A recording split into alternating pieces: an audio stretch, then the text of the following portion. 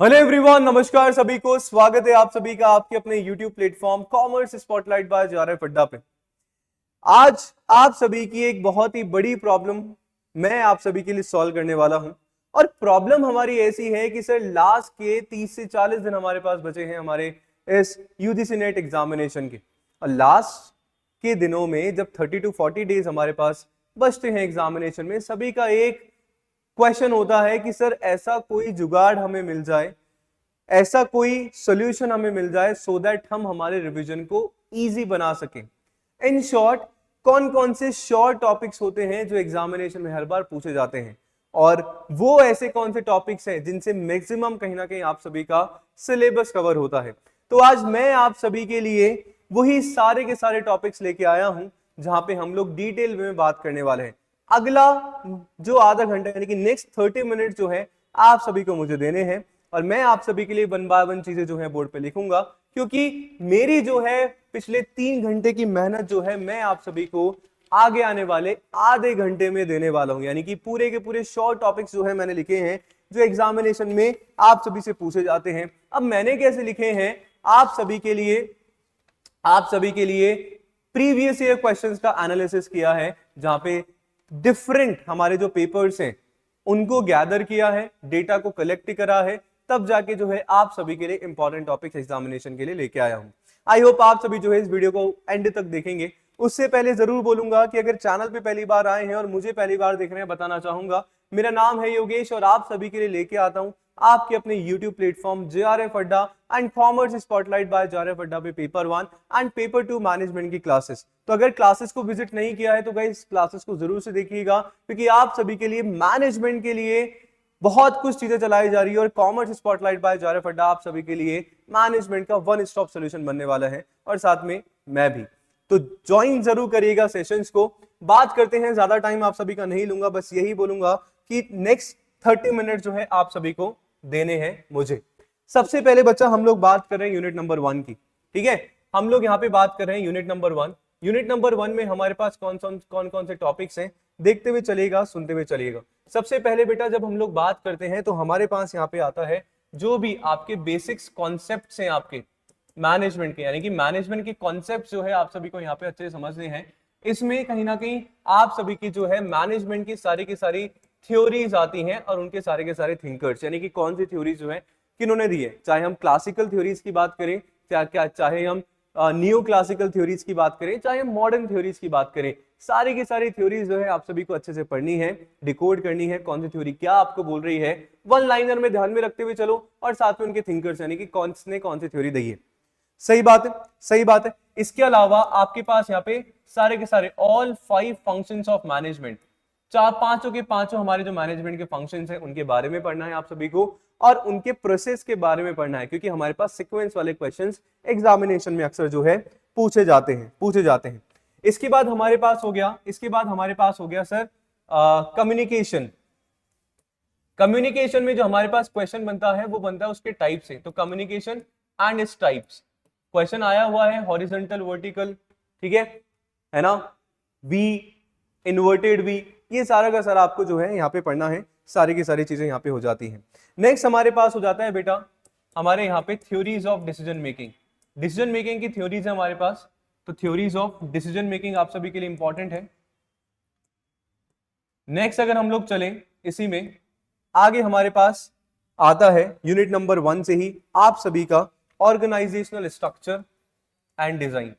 Organisational structure and design की हम लोग बात करते हैं, जहां पे आप सभी का ऑर्गेनाइजेशनल क्लाइमेट, ऑर्गेनाइजेशनल कल्चर, थोड़ा बहुत उसका स्ट्रक्चर क्या होगा, जहां पे हम डेलीगेशन की बात करते हैं, जहां पे अथॉरिटी की बात करते हैं, रिस्पॉन्सिबिलिटी की बात करते हैं, सेंट्रलाइजेशन हो गया, डिसेंट्रलाइजेशन हो गया, इन सब के बारे में आप सभी को अपने इस यूनिट नंबर 1 में पढ़ना है। ये हमारा मैनेजमेंट का बेसिक हो जाता है। उसके बाद हमारे पास आता है बेटा इकोनॉमिक्स। इकोनॉमिक्स में कुछ ऐसे इंपॉर्टेंट टॉपिक्स है जो हर बार पूछे जा रहे हैं आपको। सबसे पहले तो जो भी आपके माइक्रो एंड मैक्रो इकोनॉमिक्स के जो बेसिक्स हैं, ठीक है, यानी कि इनमें डिफरेंस हो गया, नॉर्मेटिव इकोनॉमिक्स, आप सभी का पॉजिटिव इकोनॉमिक्स, इनके बारे में थोड़ा थोड़ा बेसिक जो ऑलरेडी हम लोगों ने क्लास 11 से पढ़ रखा है उसके बारे में पढ़ना है। नेक्स्ट हमारे पास जो है यहाँ पे यूटिलिटी एनालिसिस हो गया, वो आप लोग पढ़ेंगे, कार्डिनल ऑर्डिनल की हम लोग बात करते हैं। इसके अलावा हमारे पास आता है बेटा यहाँ पे डिमांड एनालिसिस, तो यानी कि डिमांड पढ़ेंगे, टाइप्स ऑफ डिमांड जो है कहीं ना कहीं आप लोग पढ़ेंगे, और साथ में आपका जो इलास्टिसिटी है, इलास्टिसिटी ऑफ डिमांड और उसके टाइप, क्वेश्चन आपका एग्जामिनेशन में आया हुआ है, आप सभी जो है अच्छे से देख सकते हैं, सुन सकते हैं, समझ सकते हैं। ठीक है, सही बात है, इलास्टिसिटी हो गया। नेक्स्ट इकोनॉमिक्स में हमारे पास बेटा आता है मार्केट स्ट्रक्चर। क्या आता है?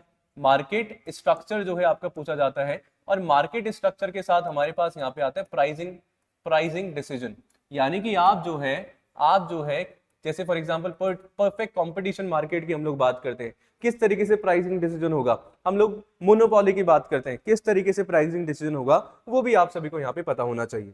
ठीक है, तो हमारा इकोनॉमिक्स वाला जो है पार्ट यहाँ पे हो जाता है।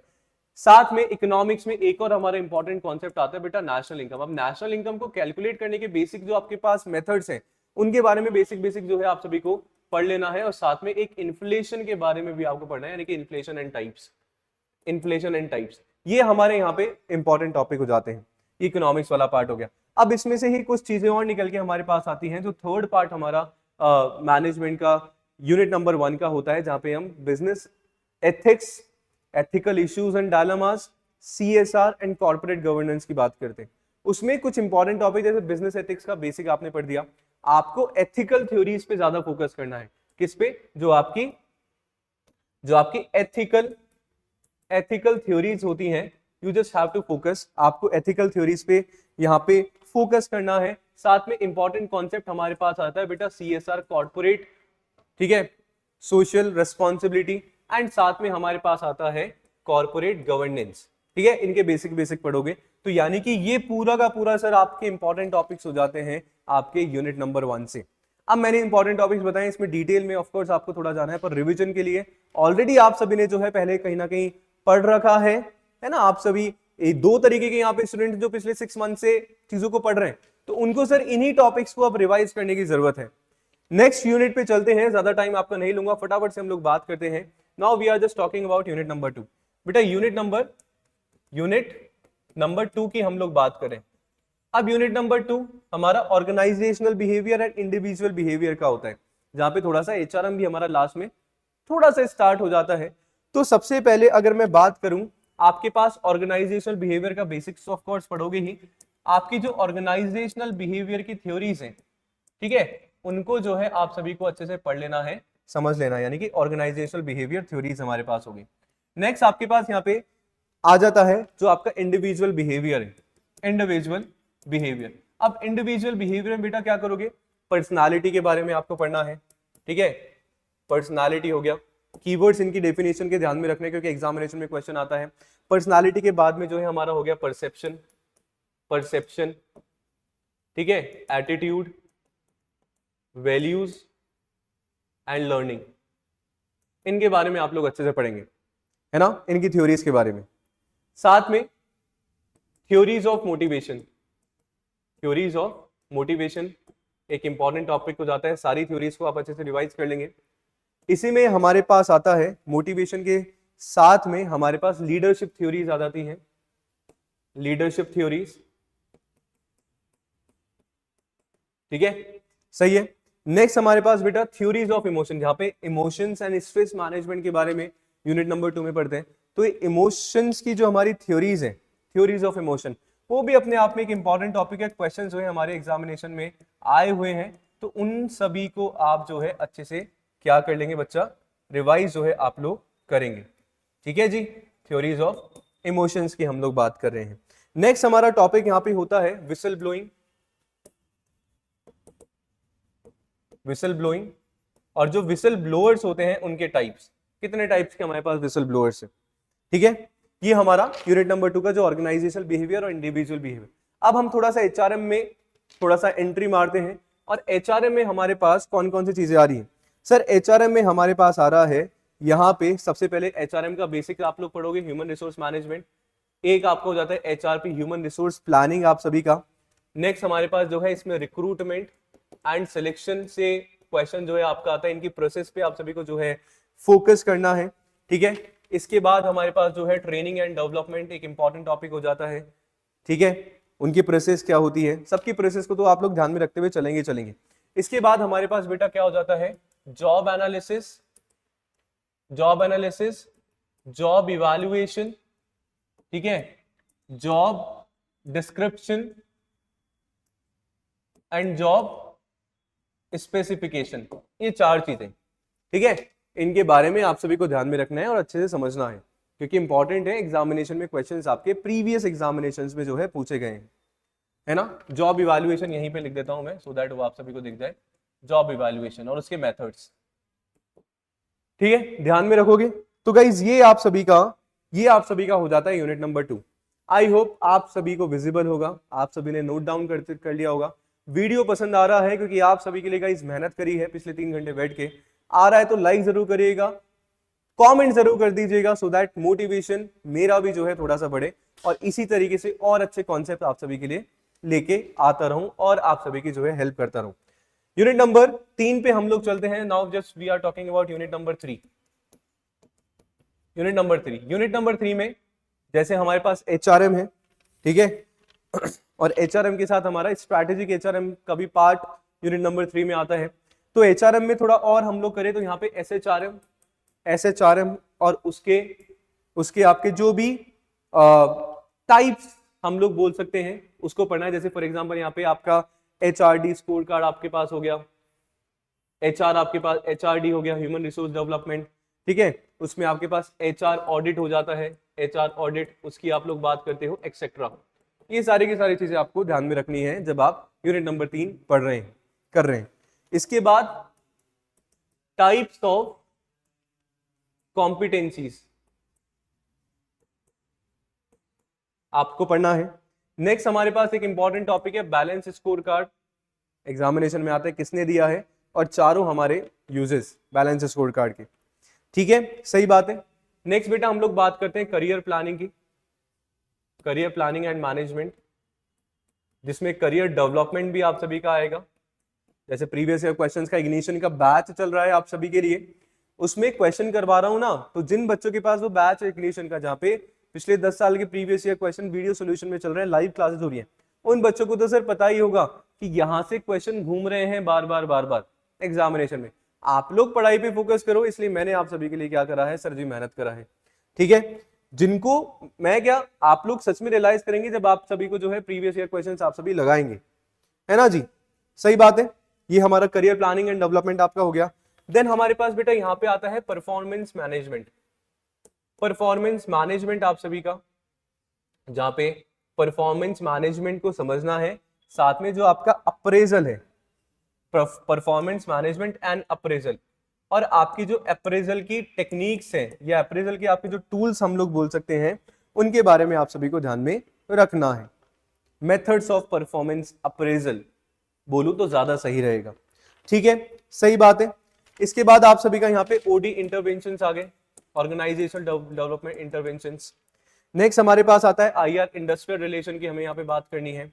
इसके बाद हमारे पास जो भी आपकी अप्रोचेस हैं, अप्रोचेस टू आईआर, इसमें 3 तरीके की बेटा अप्रोचेस हमारे पास आती हैं। कौन कौन सी, तो यूनिटरी है, एक प्लुरलिस्टिक है और एक हमारे पास मास्टिक्स है, ठीक है। तीनों तरीके की अप्रोचेस के बारे में आपको पढ़ना है, क्वेश्चन आपके बनने के चांसेस होते हैं।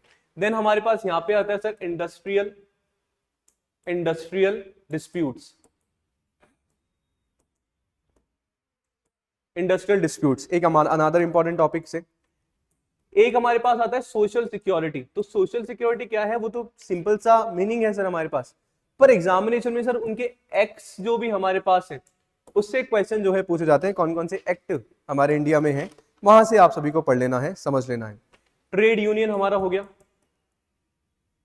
ट्रेड यूनियन एक इंपॉर्टेंट टॉपिक आपका यहाँ पे बन जाएगा। नेक्स्ट हम लोग बात करें इसी में ट्रेड यूनियंस के बाद आपका इंटरनेशनल एचआरएम की हम लोग बात करते हैं, या आपका जो स्ट्रैटेजिक आईएचआरएम है, इंपॉर्टेंट कॉन्सेप्ट निकल के आता है, वहां से क्वेश्चन आप सभी के पूछे जाते हैं। और लास्ट एक टॉपिक बेटा हमारे पास होता है कौन सा, ग्रीन एचआरएम और एचआरएम और उसके रिसेंट ट्रेंड्स, ठीक है, एचआरएम एंड उसके ट्रेंड्स, ये आगे हमें यहाँ पे बात करनी है, सही बात है क्या। तो ये हमारा यूनिट नंबर 3 का पूरा फुल ऑन मैंने आप सभी को बना के दे दिया। ऐसे ही अनादर हमारे पास 2 और इंपॉर्टेंट यूनिट है, unit number 4 and unit number 5। तो unit number 4 and unit number 5 दोनों न्यूमेरिकल है, प्रैक्टिकल हमारी यूनिट है, पर सर क्वेश्चन उसमें से थ्योरेटिकल आते हैं। आप सभी को पता है हार्डली हमारे पास 3 से 4 क्वेश्चन होते हैं पूरे क्वेश्चन पेपर में न्यूमेरिकल जो सॉल्व करने होते हैं। अभी मैं बताता हूं कि न्यूमेरिकल कहां से आने के चांसेस होते हैं, ठीक है, एंड थ्योरेटिकल कहां से चीजें पूछी जाती है। अच्छे से देखना है, सुनना है, समझना है। Now we are talking about talking about unit number 4, ठीक है।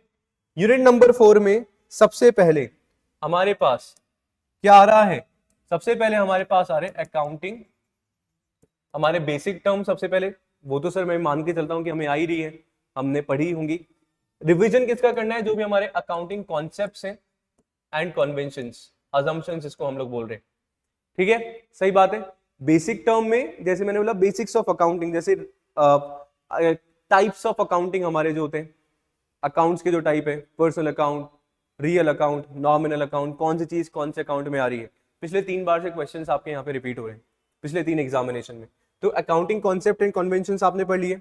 इसके बाद क्वेश्चन हमारे पास आता है sir accounting standards and Indian accounting standards से अच्छे से मतलब याद हो जाने चाहिए। मैंने मेरे पेड क्लास में इनकी ट्रिक बताई है, कहानी से मैंने अकाउंटिंग स्टैंडर्ड्स को बताया। तो जो भी पेड वाला स्टूडेंट है वो अगर देख रहा है तो सर समझ जाइएगा वही कहानी हमें वापस एग्जामिनेशन में दोहरानी है, याद कर लेनी है, ठीक है, accounting standards and Indian accounting standards के बारे में, ठीक है जी, सही बात है। फिर इसके बाद सर फाइनेंशियल स्टेटमेंट आप सभी का हो गया। फाइनेंशियल स्टेटमेंट्स जो हम एंट्री करते हैं, क्यों बनाया जाता है, क्या ऑब्जेक्टिव होता है, थ्योरेटिकल हम लोग करेंगे ही, यानी कि बेसिक्स आप लोग जो है ध्यान में रखेंगे इसके।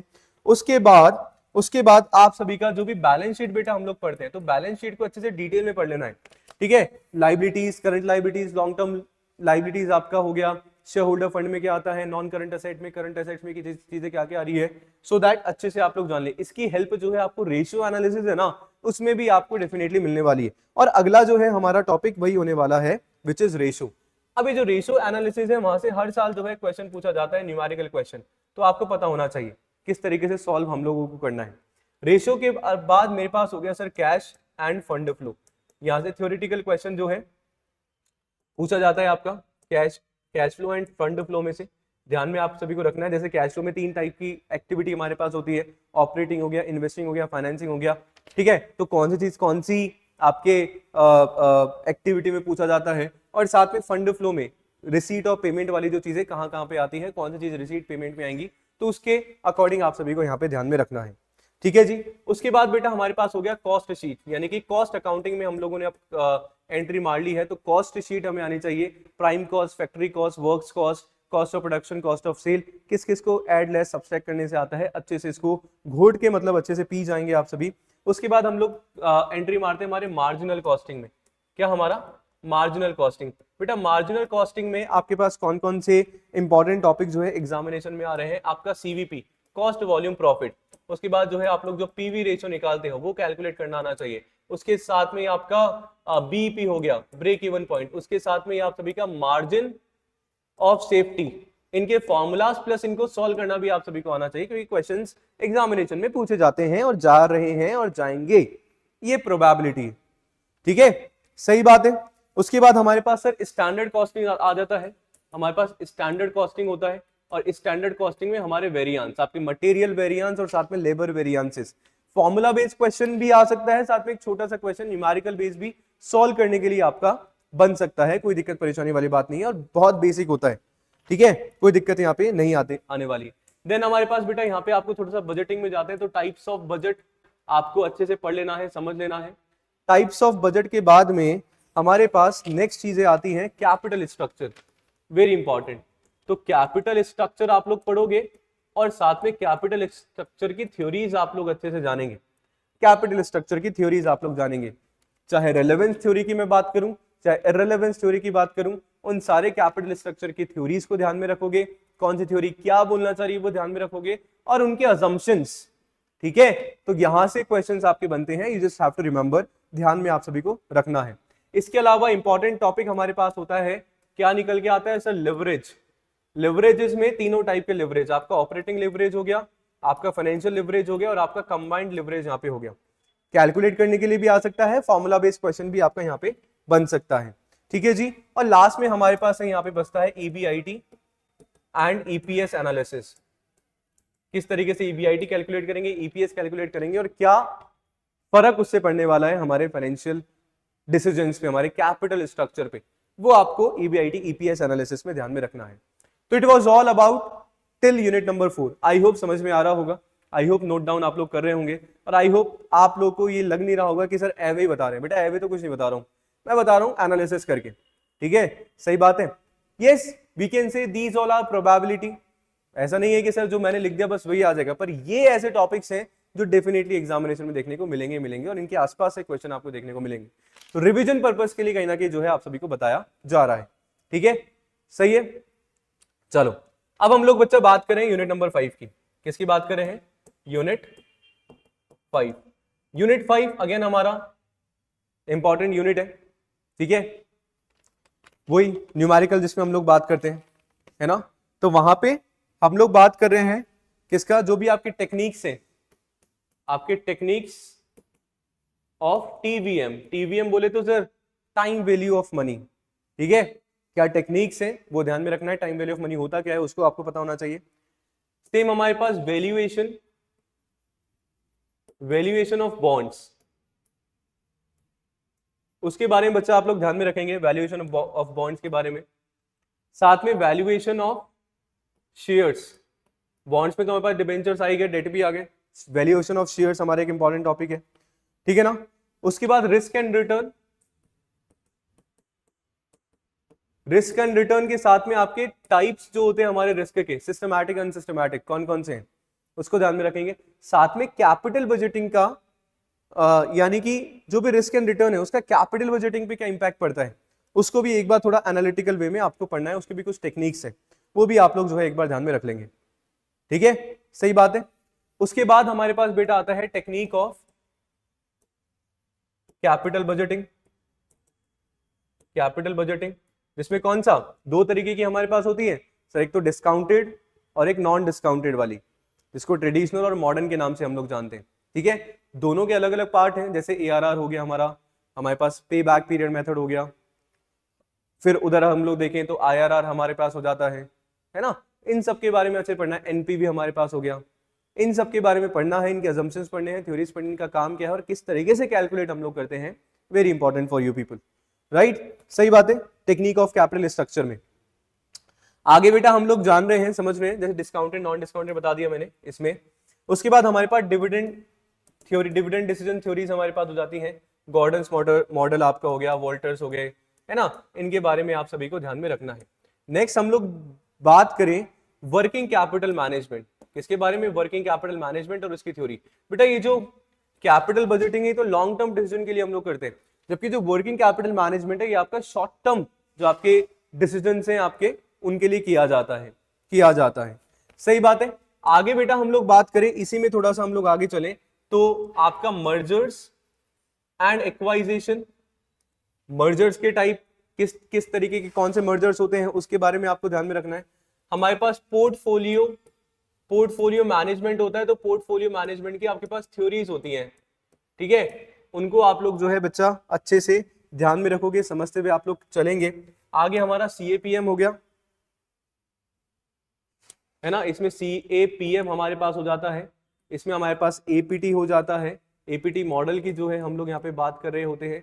नेक्स्ट हमारे पास देखने को मालूम पड़ता है जो भी आपके फाइनेंशियल इंस्टीट्यूशंस हैं, फाइनेंशियल इंस्टीट्यूशंस में आपके कौन कौन से आ गए, जो भी आपका चाहे आईएमएफ की बात करूं, वर्ल्ड बैंक की बात करूं, है ना, ऑल्दो हम लोग उसको दूसरी यूनिट के बारे में पढ़ेंगे, ऑल्दो हम लोग उसको हमारे नेक्स्ट यूनिट में ही पढ़ेंगे, यूनिट नंबर 9 हमारा जो होता है। बट यस, आपको एक बार यहाँ पे रिवाइज कर लेना है सो दैट आगे भी आप सभी को उस पर्टिकुलर चीज से हेल्प मिल पाए, ठीक है। उसके बाद हमारे पास फॉरेन एक्सचेंज मार्केट आ जाता है, फॉरेन एक्सचेंज मार्केट, उसके बारे में बेटा आप सभी को पढ़ना है। एक हमारे पास होता है फेरा एंड फेमा, कौन किस में रिप्लेस किया गया था, यू हैव टू नो, आपको पता होना चाहिए उस पर्टिकुलर चीज के बारे में, क्योंकि क्वेश्चन आपके स्टेटमेंट बेस्ड वहां पे बनने के चांसेस होते हैं। डेरिवेटिव्स इंपॉर्टेंट टॉपिक है आपका यहाँ पे, और आपके जो भी टर्मिनोलॉजीज होती हैं कॉन्ट्रैक्ट पे बेस्ड, जैसे कॉल ऑप्शन, पुट ऑप्शन, है ना, तो उनके बारे में भी आप सभी को ध्यान में रखना है। तो ये हो गया आपका 5 यूनिट तक का काम, ठीक है जी। 5 और यूनिट हमारे पास बच रही है। आई होप समझ में आ रहा होगा। आई होप आप सभी जो है नोट डाउन इस पर्टिकुलर चीज को कर लिए होंगे। वीडियो ऑफ कोर्स बड़ा होने वाला है क्योंकि पूरा सिलेबस हम लोग देख रहे हैं एक बार के लिए, तो समझते हुए चलेगा गाइस, देखते हुए चलेगा। इसके अलावा आप सभी को बस ये बोलना चाहूंगा कि अगर आप सभी मेरे साथ जून की प्रिपरेशन, तो चलो हमारा एग्जामिनेशन बहुत पास में है, दिसंबर एग्जामिनेशन की प्रिपरेशन करना चाहते हैं, so you can just join in our premium batch, जहां पे हर एक चीज को सिंपल वे में डिकोड करते हुए चल रहा हूं। और साथ में जून एग्जामिनेशन के लिए इग्निशन बैच है, जहां पे 1000 से 1200 previous year questions video solution में लाइव क्लासेस के साथ आप सभी को कराई जा रही है। तो आज ही JRF अड्डा एप्लीकेशन या वेबसाइट के थ्रू या सपोर्ट पे कॉल करके इग्निशन बैच में आप सभी एनरोल करवा सकते हैं। शुरू करते हैं, वापस से रीस्टार्ट करते हैं चीजों को। Now we are talking about unit number 6। तो यूनिट नंबर 6 में बेटा, यूनिट नंबर 6 में हमारे पास क्या क्या है, 6 एंड 7 मार्केटिंग का वाला हमारा थोड़ा सा यहाँ पे पार्ट हो जाता है। तो यूनिट नंबर 6 में स्ट्रैटेजिक एनालिसिस हमारे पास जो चीजें आती हैं, यानी कि स्ट्रैटेजिक एनालिसिस। अब इसमें बहुत सारी चीजें हमारे पास आती हैं, कौन कौन सी सर, आप सभी का यहाँ पे हो जाता है आपके पेस्टल एनालिसिस की हम लोग बात करते हैं। यहाँ पे हम लोग पोर्टर्स 5 फोर्सेस की हम लोग बात कर रहे हैं, ठीक है। हम लोग जो है VRIO फ्रेमवर्क की हम लोग बात करते हैं, ठीक है। हम लोग RBV फ्रेमवर्क की यहाँ पे बात कर रहे होते हैं। इसके अलावा वैल्यू चेन एनालिसिस, हमारा वैल्यू चेन एनालिसिस आप सभी का हो गया। आप सभी का यहाँ पे बिजनेस पोर्टफोलियो, और बिजनेस पोर्टफोलियो में क्या क्या आपका BCG मैट्रिक्स हो गया, BCG मैट्रिक्स आप सभी का आ जाता है। यहाँ पे G मैट्रिक्स आप सभी का हो गया, ठीक है। उसके अलावा आप सभी का जो है एनसॉफ प्रोडक्ट मार्केट ग्रोथ,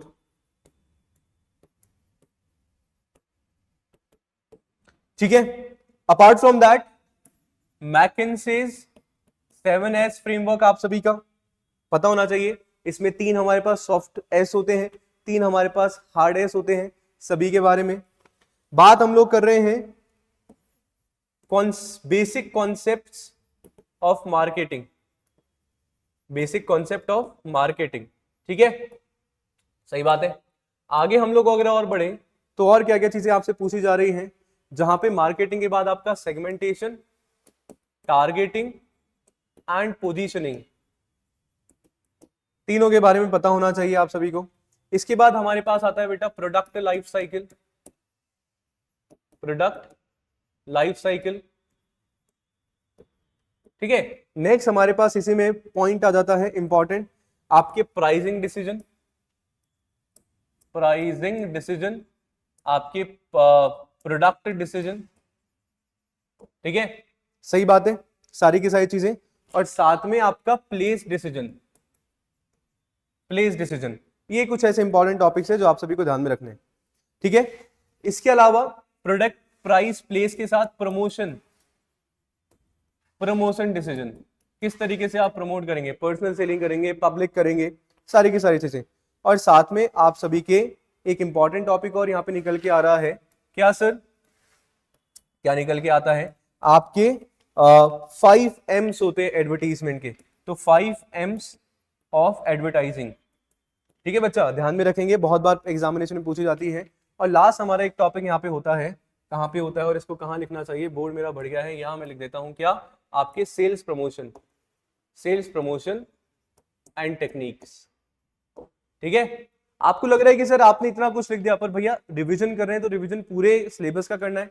अगर हमने JRF टारगेट किया है तो सर इतना तो करना पड़ेगा हमें। 30 डेज है, आराम से अगर टॉपिक्स उठाओगे, एक दिन में रिवाइज करोगे, मैक्सिमम चीजों को इजी वे में चीजें हो जाएंगी, कोई दिक्कत परेशानी वाली बात है नहीं। यूनिट नंबर 7 की हम लोग बात कर रहे हैं, आगे चलते, आई होप आप सभी को पसंद आ रहा होगा। यूनिट नंबर 7, अब यूनिट नंबर 7 में क्या क्या पूछा जा रहा है उसके बारे में हम लोग जान लेते हैं, समझ लेते हैं। सेम थोड़ा सा मार्केटिंग है हमारा। सबसे पहले हमारे पास बेटा आता है कंज्यूमर बिहेवियर, और साथ में कौन से फैक्टर्स हैं इन्फ्लुएंस बाइंग बिहेवियर, या कस्टमर के बिहेवियर को क्या करते हैं, इफेक्ट कर रहे हैं, बिहेवियर। ठीक है, सही है। साथ में theories and models of consumer behaviour. उसके बाद हमारे पास बाइंग डिसीजन प्रोसेस हो गया, किस तरीके से कस्टमर जो है अपना कोई भी परचेज कर रहा है, कोई भी प्रोडक्ट, उसका बाइंग डिसीजन लेता है कि भैया मेरे को अब जो है परचेज कर लेना चाहिए। ठीक है, उसके बाद हमारे पास बेटा यहां पे आता है ब्रांड मैनेजमेंट, ब्रांड मैनेजमेंट। ठीक है, उसके बाद क्या क्या हमारे पास चीज आ रही है, उसके बाद हमारे पास आता है 7 P's ऑफ मार्केटिंग, मार्केटिंग के 7 P हमारे पास है। उसके बाद CRM हमारे पास आता है, कस्टमर रिलेशनशिप मैनेजमेंट। ठीक है, आपके मार्केटिंग के जो ट्रेंड्स हैं, ट्रेंड्स आपके हो गए मार्केटिंग के, जिसमें ई मार्केटिंग की बात कर रहे हो, ई कॉमर्स की बात कर रहे हो, वायरल मार्केटिंग की बात कर रहे हो, डिजिटल मार्केटिंग की आपकी बात कर रहे हैं, उनके बारे में एक बार आप सभी को रिवाइज कर लेना है। साथ में आपके पास ग्रीन मार्केटिंग हो गया, ग्रीन मार्केटिंग। ठीक है, 5 pillars of media, social media marketing, important topic. 5 pillar आपके सोशल मीडिया मार्केटिंग के। ठीक है, ई कॉमर्स आ गया था। एक और यहाँ पे टॉपिक निकल के आता है आपका 4 C's of marketing, of marketing. ठीक है, सही बात है। तो ये हमारा यहाँ पे मार्केटिंग का हो जाता है। तो 7 मिनट तक का पूरा गेम जो है हमने यहाँ पे देख लिया, समझ लिया, कर लिया। बार बार बोल रहा हूँ, पसंद आ रहा है तो लाइक जरूर कर दो, चैनल को सब्सक्राइब कर दो पहली बार आए हो, और प्लेलिस्ट मैनेजमेंट की जरूर से जाके देखिएगा। बहुत कुछ आप सभी के लिए कर रहा हूँ, चाहता हूँ वन स्टॉप सोल्यूशन आपके लिए बनूं, चाहता हूँ मैनेजमेंट के लिए चैनल आप सभी का यहाँ पे वन स्टॉप सोल्यूशन बने, और ये सारी चीजें करने के लिए आप सभी का साथ जो है जरूर चाहिए। तो बस लाइक सब्सक्राइब शेयर जरूर करते रहे। अब हमारे पास आता है बेटा यूनिट नंबर 8, जिसमें सबसे ज्यादा जो है प्रॉब्लम मुझे लगता है स्टूडेंट्स को होती है और बहुत ज्यादा प्रॉब्लम फेस करते हैं। And unit number 8 is really very vast, बहुत सारी चीजें है। तो लिखी जब मैं लिख रहा था तो हमारे पास भी यहाँ पे बहुत सारी चीजें आई। ये पूरा 3/4 जो पेज है इसकी यूनिट नंबर 8 की टॉपिक को लिखने में ही फिल हो गया। बट कुछ इंपॉर्टेंट चीजें हम लोग यहाँ पे डिस्कस करेंगे जो एग्जामिनेशन में फॉर श्योर पूछी जा रही है। बाकी ये वाला जो दोनों की दोनों पेजेस हैं, मेरा टेलीग्राम चैनल है मैनेजमेंट मेंटोर बाय JRF अड्डा, तो दोनों मैं पेजेस आपको शेयर भी कर दूंगा, इस बोर्ड की फोटो भी शेयर कर दूंगा, आप चैनल को ज्वाइन कर सकते हैं। साथ में ट्राई करूंगा, वीडियो तो बना ही रहा हूं, यूट्यूब पे भी मैं पोस्ट कर दूं। ठीक है, चलो यूनिट नंबर बेटा 8 की हम लोग बात कर रहे हैं। यूनिट नंबर 8, 1 सेकेंड आप लोग मुझे दे दीजिएगा, बस 2 ही सेकेंड। ठीक है,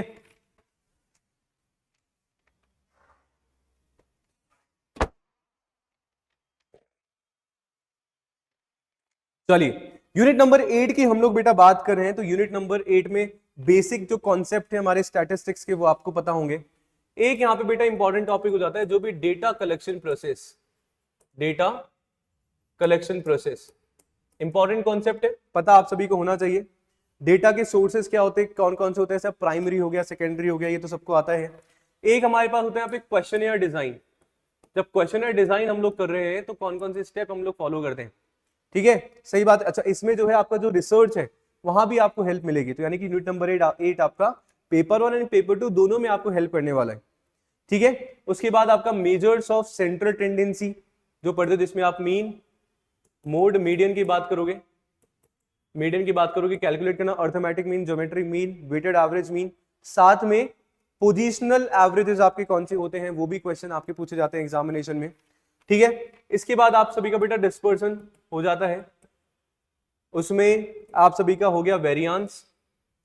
वेरियांस में आप सभी पढ़ेंगे sir standard deviation, important topic से क्वेश्चन पूछे जाते हैं। इसके बाद आपके प्रोबेबिलिटी थ्योरीज हो गई, प्रोबेबिलिटी थ्योरीज। अब इस प्रोबेबिलिटी थ्योरीज में और उनकी अप्रोचेस में आपके प्रोबेबिलिटी डिस्ट्रीब्यूशन हो गया है ना, यहाँ पे आपका प्रोबेबिलिटी थ्योरीज एंड डिस्ट्रीब्यूशन, इसमें चारों आ जाएंगी आपकी। कौन कौन सी सर? चारों होती है हमारे पास। आपका बायनोमियल हो गया, बायनोमियल, पॉइजन, ठीक है, आपका हो गया नॉर्मल डिस्ट्रीब्यूशन, और आप सभी का हो गया एक्सपोनेंशियल। चारों ध्यान में रहेगा। आई होप मेरी हैंडराइटिंग भी समझ में आ रही हो। ठीक है, चलिए आगे हम लोग बात करें बेटा, सैंपलिंग डिजाइन हो गया। Yes, types of sampling, very important, जिसमें रैंडम और नॉन रैंडम है, प्रोबेबिलिटी और नॉन प्रोबेबिलिटी की हम लोग बात करते हैं, उनके टाइप्स, कि क्लस्टर किस में आएगा, नॉर्मल वाला किस में आएगा, स्नोबॉल किस में आएगा। ठीक है, इन सब के बारे में आपको पता होना चाहिए। रिसर्च में भी आपको ये डेफिनेटली काम में देने वाला है, काम में देने वाला है। ठीक है जी, सही बात है। सैंपलिंग हमारे पास हो गया। इसके बाद हमारे पास जो हमारी हाइपोथेसिस होता है, हाइपोथेसिस जिसमें नल एंड ऑल्टरनेट हाइपोथेसिस, और साथ में हाइपोथेसिस टेस्टिंग हमारे पास, जो टी टेस्ट, जेड टेस्ट, चाई स्क्वायर टेस्ट, एफ टेस्ट, इन सब के बारे में आपको ध्यान में रखना है, और कब यूज किया जाता है एग्जामिनेशन में आप सभी के यहाँ पे पूछा जाता है, जिसको सैंपल टेस्ट के नाम से हम लोग जानते हैं। नेक्स्ट बेटा हमारे पास आता है correlation and regression, correlation and regression. ठीक है, कोरिलेशन रिग्रेशन में आपके जो भी कोरिलेशन के मेथड्स होते हैं, यानी कि estimating the methods of estimating correlation, एक वो इंपॉर्टेंट चीज यहां पे हो जाती है। इसके अलावा आपके पास जो है यानी कि स्टैट्स वाला जो पोर्शन है ना, उसमें से ये सारी की सारी चीजें हमारे लिए इंपॉर्टेंट है एग्जामिनेशन के लिए। स्टैट्स में से पूछा जा सकता है, कोई दिक्कत वाली बात नहीं। अब जो हमारा यूनिट नंबर 8 है, उसका दूसरा पार्ट जो हमारा आता है ऑपरेशंस मैनेजमेंट का आता है। तो ऑपरेशन मैनेजमेंट में आपके पास ऑपरेशनल मैनेजमेंट के बारे में आप सभी को पढ़ना है। ठीक है, जिसमें आपको फैसिलिटी लेआउट के बारे में आप सभी को पढ़ना है, फैसिलिटी लेआउट। ठीक है, इसके बाद आपका एंटरप्राइज रिसोर्स प्लानिंग, यानी कि आपका ईआरपी हो गया, उसके बारे में आप सभी पढ़ेंगे। अपार्ट फ्रॉम दैट आप सभी को पढ़ना है यहाँ पे प्रोडक्शन प्लानिंग कंट्रोल, जिसमें प्रोडक्शन प्लानिंग कंट्रोल जिसमें हम लोडिंग की बात करते हैं, LOADING लोडिंग की बात करते हैं, जिसमें हम लोग जो है शेड्यूलिंग की बात कर रहे हैं, जिसमें हम लोग मॉनिटरिंग की बात कर रहे हैं, और जिसमें हम लोग माइनिंग की भी बात कर रहे हैं। चलो वो तो आगे में पढ़ेंगे। Monitoring and controlling, yes controlling. ठीक है, सही है। इनके अलावा यूनिट नंबर 8 में और चीजें हमारे पास है, खिचड़ी हो जाएगी, मैं लिख के देता हूं। यूनिट नंबर 8 में और चीजें हमारे पास आ रही, कौन कौन सी आ रही है sir? Total quality management, TQM। ठीक है, उसके बाद हमारे पास यहाँ पे आते हैं सर कैजियन अप्रोच, कब यूज की जाती है, और उसके हमारे आपके 5S है ना। उसके बाद आपके जो है बेंच मार्किंग,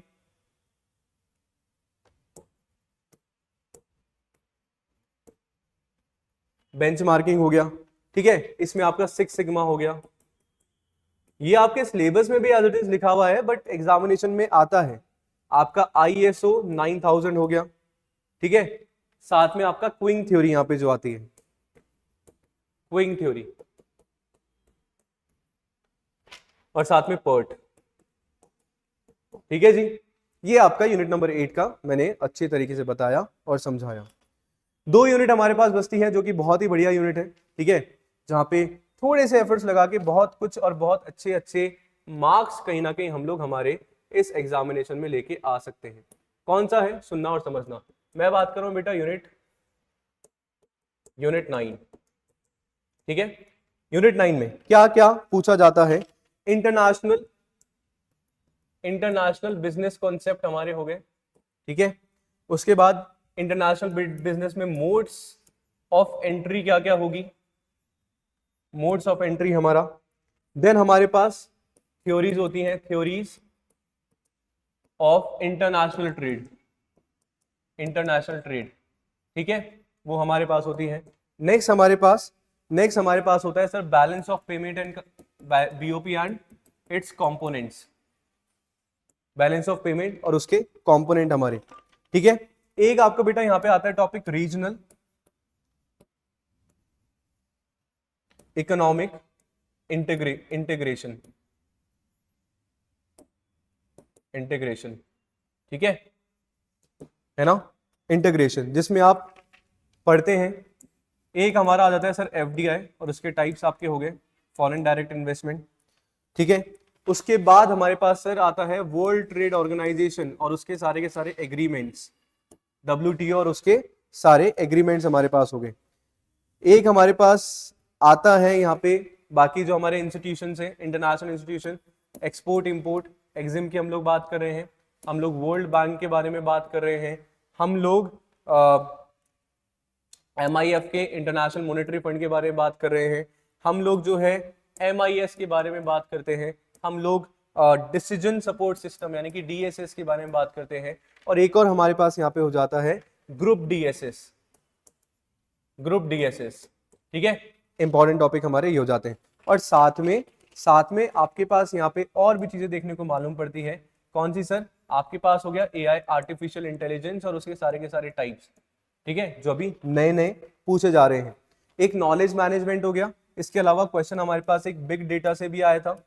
ये बिग डेटा क्या होता है? साथ में डेटा वेयर हाउस की हम लोग बात करते हैं, साथ में डेटा माइनिंग की हम लोग बात कर रहे होते हैं। ये क्या है, इनके डेफिनेशन तक अपन को ध्यान में रखना है, और बस इतना है। ठीक है, और एक और हमारे पास डेटा मार्ट यहाँ पे आ जाता है। क्या? Data mart. ये हो गया 9 यूनिट तक। तो मुझे लगता है, देखो मैं वैसे ही बोलूँ, मुझे पता है कि आप सभी ने वीडियो 2x की स्पीड पे देखा है, बट आई रियली अप्रिशिएट देखा है, क्योंकि 9 यूनिट तक हमने इंपॉर्टेंट टॉपिक्स लिखे हैं। पूरा PDF आप सभी को मिल जाएगा, कोई दिक्कत वाली बात नहीं है। साथ में लिखना भी आप सभी को। लास्ट हम लोग बात करें यूनिट नंबर 10। अब यूनिट नंबर 10 है, उसको हम डिस्कस करें उससे पहले मैं यही बोलूंगा कि जितने भी दिन है ना गाइस, ये जितने भी टॉपिक्स आपने लिखे हैं उनको सेग्रीगेट करो यूनिट वाइज, और डेली बेसिस पे पढ़े जाओ, रिवाइज करे जाओ, और साथ में इनसे रिलेटेड क्वेश्चंस जितने हो सकते हैं मैक्सिमम लगाने हैं, और प्रीवियस ईयर क्वेश्चन जितने हो सकते हैं मैक्सिमम लगाने हैं। प्रीवियस ईयर क्वेश्चन के लिए आप सभी जो है एक बुक ले सकते हैं, स्टैंडर्ड बुक, या जिस तरीके से मैं करवा रहा हूँ 1000 से 1200 प्रीवियस ईयर क्वेश्चंस, आप सभी मेरे इग्निशन बैच में भी ज्वाइन कर सकते हैं। और इसके अलावा अगर दिसंबर 2025 की तैयारी कर रहे हैं तो भी रजिस्ट्रेशन आपके बैचेस के स्टार्ट हो गए हैं, तो आज ही तैयारी कर सकते हैं, क्योंकि सर सभी को पता है क्या कि सिलेबस हमारा हमारे एग्जामिनेशन के लिए क्या है, काफी बड़ा है, काफी बड़ा हमारा सिलेबस है। ठीक है, चलो यूनिट नंबर, ये दिख नहीं रहा है, पेन चेंज कर लेते हैं थोड़ा सा, इसी से लिख देते हैं। यूनिट हमारा हो गया 10, last unit of our management paper 2। ठीक है, यहाँ पे आपका एंटरप्रेन्योरशिप की बात कर रहे हैं, आपके जो भी कॉन्सेप्ट है ईपी के। ठीक है, आपके एंटरप्रेन्योरशिप डेवलपमेंट की जो आपकी थ्योरीज आती हैं बेटा, है ना, उनसे आप लोगों को पढ़ना है। एक आपका एंटरप्रेन्योरशिप हो गया, एंटरप्रेन्योरशिप। नेक्स्ट हमारे पास जो भी आपके इनोवेशंस आ रहे हैं उनके बारे में आप सभी को फोकस करना है, पढ़ना है। फिर हमारा sir business and feasibility plan, feasibility plan. ठीक है, एनालिसिस, वुमेन एंटरप्रेन्योरशिप हो गया आपके पास। इसके बाद रूरल एंटरप्रेन्योरशिप हो गया। बेसिक चीजें एक बार पढ़ोगे तो आ जाएगा। इसके बाद आपके पास जो क्वेश्चन आने के एक्चुअली चांसेस होते हैं, SSI, small scale industries and micro finances. ठीक है, आपकी न्यू इकोनॉमिक पॉलिसी की हम लोग यहाँ पे बात करते हैं। ठीक है, SSI को प्रमोट करने में हमारे इंडिया में क्या क्या चीजें की जा रही है, तो उसको हम बात करते हैं। देन हमारे पास सर सिकनेस भी आती है। अब आपकी जो स्मॉल स्केल इंडस्ट्रीज है वो बीमार हो गई, खराब हो गई हैं, पुरानी हो गई हैं। ठीक है, तो सिकनेस क्या होते हैं, उसके कॉजेज कहीं ना कहीं क्या होते हैं। स्मॉल हमारे जो फाइनेंशियल इंस्टीट्यूशंस हैं, जैसे आपके पास हमारे पास आ गया सर सिडबी हो गया। ठीक है, सही बात है। इसके बाद हमारे पास NSIC हो जाता है। इसके बाद हमारे पास NIESBD हमारे पास हो गया। ठीक है, सारे के सारे आपके कमर्शियल बैंक्स के बारे में आपको पढ़ना है, क्या काम है कमर्शियल बैंक का, किस तरीके से जो है किए जाते हैं। और लास्ट में आपको पढ़ लेना है अपने सारे कोऑपरेटिव बैंक्स के बारे में। चलिए जी, तो it was all about unit number 10 important topic, जो आपको लास्ट मोमेंट पे, लास्ट डेज में अपने एग्जामिनेशन के लिए पढ़ने ही पढ़ने हैं। नहीं कर रहे हो, दिक्कत परेशानी वाली बात हो जाएगी। और if you have targeted your JRF, आप सब इतना तो जान ही गए होंगे जो प्रीवियसली पहले से मेरे को देख रहे हैं कि सर मैं स्ट्रेट फॉरवर्ड बोलने में ज्यादा बिलीव करता हूं, ना कि आपको सपने दिखाऊं। बिल्कुल, सपने देखना अच्छी बात है, पर कहीं ना कहीं रियलिटी में उनको कन्वर्ट करने की जब बारी आती है तो वो मजेदारी वाली बात है। तो बस यही है कि जो अपन ने टारगेट बच्चा हमने सोचा है उसको हम अचीव जब भी कर पाएंगे जब जो हमारे लिए जरूरी है वो हमें पढ़ना। और यूजीसी नेट एग्जामिनेशन सर यही है, अगर इसका सिलेबस आपने समझ लिया ना तो सर फर्स्ट अटेम्प्ट में आप अपना यूजीसी नेट एग्जामिनेशन देखते हो, क्लियर कर सकते हो। अब नॉट ओनली ऐसा भी नहीं है कि सर सिलेबस समझ के चल जाए, भैया पढ़ना पड़ता है उसको, है ना, ये कॉमन सेंस वाली चीज है। एनीवेज आप सभी को समझ आया होगा 10 की 10 यूनिट के बारे में मैंने आप सभी को बताया। आई होप सेशन आप सभी के लिए फ्रूटफुल रहा होगा, आई होप आप सभी ने लिख भी लिया होगा। तो आज ही जेआरएफ अड्डा एप्लीकेशन डाउनलोड आप सभी कर सकते हैं, या वेबसाइट पे जाएंगे कोर्सेज में और नेट जेआरएफ के कोर्सेज पे अगर आप क्लिक करेंगे तो आप सभी को जो है मैनेजमेंट का यहाँ पे कोर्स दिख जाएगा। इसके अलावा मैनेजमेंट का आप सभी के लिए जो है इग्निशन बैच है, जहाँ पे 10 साल के, या मैं बात करूं 10 से 1000 से 1200 previous year questions video solution में लाइव बैचेस के साथ पढ़ा रहा हूं। तो आज ही डाउनलोड करो जेआरएफ अड्डा एप्लीकेशन, साथ में फ्री पीडीएफ आप सभी को उस एप्लीकेशन पे मिल जाता है डेली क्लासेस के। और सब्सक्राइब जल्दी से कर देंगे चैनल को, क्योंकि चैनल पे इस पर्टिकुलर एग्जाम टाइम पे बहुत कुछ आप सभी के लिए प्लान किया है, जहाँ पे बहुत सारी मैराथन्स आप सभी को मिलने वाली है एंड बहुत जल्दी शेड्यूल जो है आप सभी को देखने को मिलेगा। तो thank you so much for watching me, thank you so much. इतना सब कुछ देखा, इतना सब कुछ जाना, आई होप आप सभी के लिए फ्रूटफुल रहा। मिलते हैं नेक्स्ट सेशन में, धन्यवाद।